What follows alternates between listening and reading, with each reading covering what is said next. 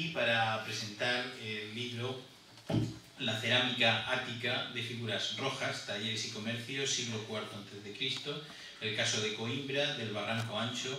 en Jumilla, Murcia, libro cuyos autores son José Miguel García Cano y Francisco Gil González. Agradecer en primer lugar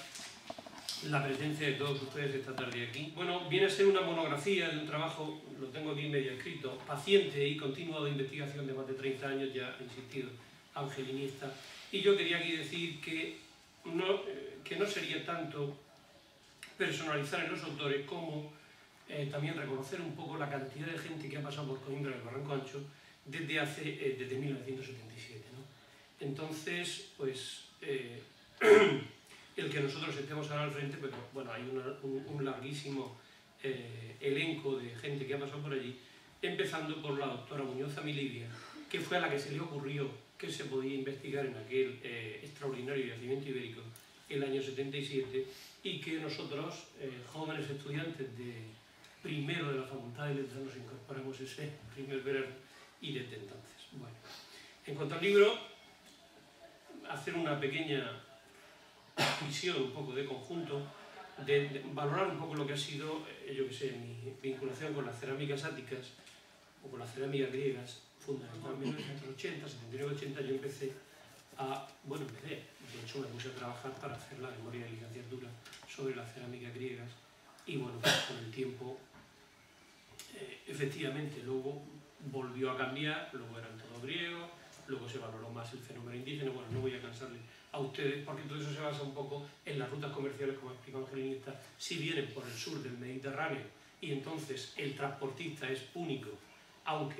y las piezas son compradas de segunda mano, o si el transportista es también griego y en la ruta viene a través de la Magna Grecia, Marsella, que ya estaba fundada, Ampurias, y por comercio de cabotaje se va distribuyendo al sudeste peninsular, donde tenemos uno de los mayores focos, tanto en la desembocadura del río Segura como el Vinalopó, que además, si ustedes miran, caen muy juntos, uno sube muy en vertical, pero se nos aproxima mucho en la región, en la zona de Fortuna, como es el Vinalopó, y el Segura, que también es una vía fundamental de comercio, luego a través de vuelos terrestres, donde se van distribuyendo todo este tipo de piezas. También se demostró con el tiempo, gracias al hallazgo que hizo Carlos García Cano en Los Nietos, que el Mar Menor, evidentemente, una cosa que se pensaba a nivel teórico, también puede ser otro gran centro de distribución de cerámicas áticas, con el hallazgo en la Loma del Escorial del departamento aquel con las cráteras que ya publicamos en archivo, mi hermano y yo, hace muchos años, ¿no? Entonces son, digamos, un poco los focos principales por los que el material griego se redistribuye. Que indudablemente habría comerciantes fenicios y cartagineses, claro que sí, es un comercio internacional donde además no habría eso de que yo soy de tal y tú eres de tal, no había el modo de control del territorio que se puede tener actualmente. Lo cual no quiere decir que una buena parte del comercio sea norte-sur por las vías, y es un poco lo que, gracias a la Lecánime, que ha explicado estupendamente Angelinista, demostrando que ha leído el libro, que esas piezas de la Albufereta, de la Bastida, que ya publicó a su vez en su momento Gloria Trigues, vienen, o nos dan la pista de que vienen por ahí. Si además luego tenemos barcos como el del SEC, que nos da un lote completo del siglo IV, que sabemos la capacidad que tenía un barco mercante de la época para transportar desde Grecia hasta la Europa occidental, hasta el extremo del Mediterráneo. Podemos incluso establecer el tipo de vajilla y los lotes, que es un poco en lo que nosotros ahora a nivel teórico nos planteamos, aunque también hay otros investigadores que lógicamente están en esta misma línea de intentar reconstruir lotes, porque a veces nosotros estamos en esas excavaciones, en las piezas y vemos que tienen el mismo diámetro, es decir, que han sido fabricados a la vez, incluso algunos tienen la marca comercial, el signo apofónico griego, de, por ejemplo, si ponen la deca por deca de 10, no deca o penta, la pi de 5, etc. Eso me estoy yendo un poco por la nube, pero bueno, es importante eso. No voy a insistir en lo de los vasos porque lo va a hablar a continuación Paco. Y ya por último quería hacer 3 breves reflexiones, un poco de reconocimiento. La primera, también lo ha dicho Angelinista, al profesor John Davison Beasley, porque fue realmente el que empezó con esto. Beasley en los años 20 se enamora de las piezas griegas, no solamente... Yo voy a hablar de algunos detalles del método que hemos seguido, el método de Beasley, ya ha sido mencionado varias veces aquí y que ha sufrido bastantes críticas.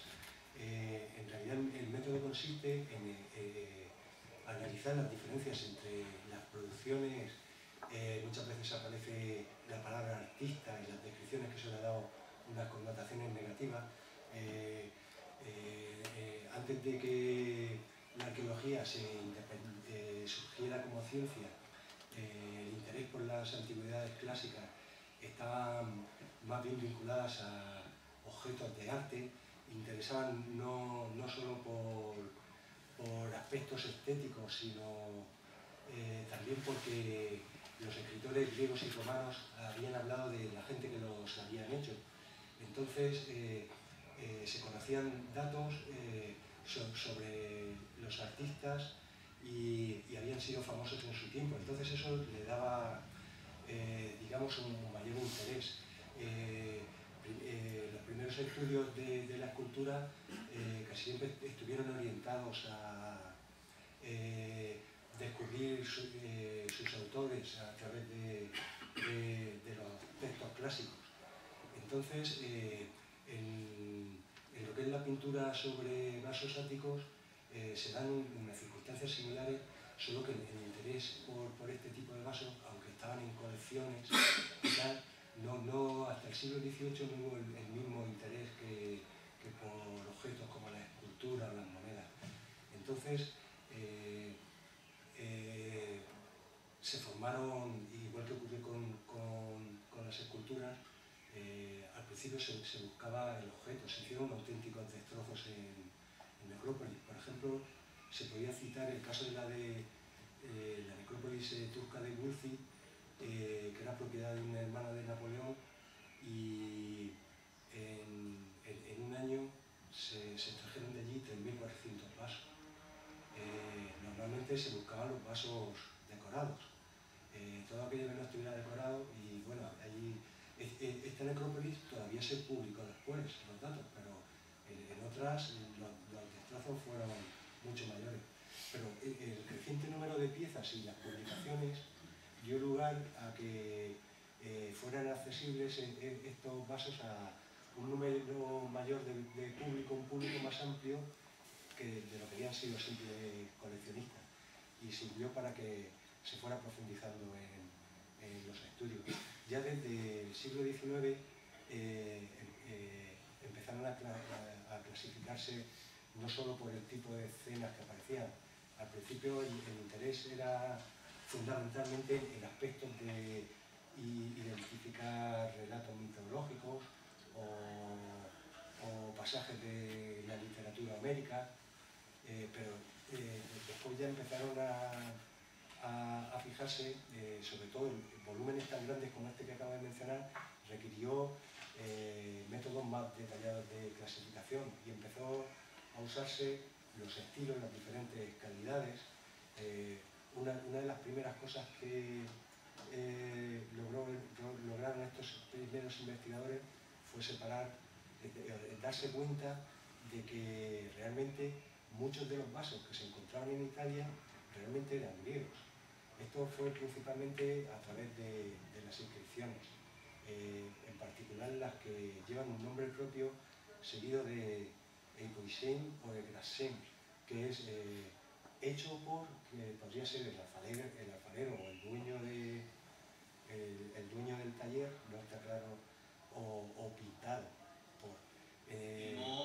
Todo esto que hemos hecho no tendría mucho sentido si ustedes no hubieran pensado que merece la pena estar aquí esta tarde y acompañarnos. Por tanto, el último y más cálido agradecimiento es precisamente a todos ustedes que han hecho posible este acto, nos han acompañado, y espero que tengan una buena